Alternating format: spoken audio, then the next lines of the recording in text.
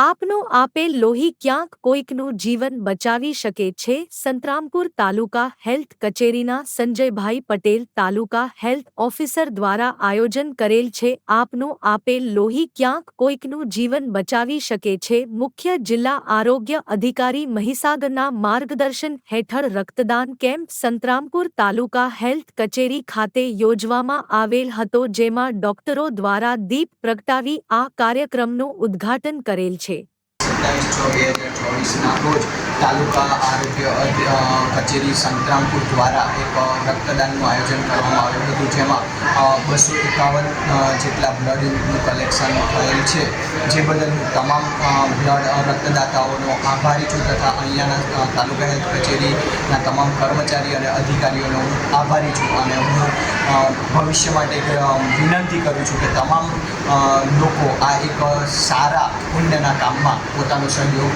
આપે.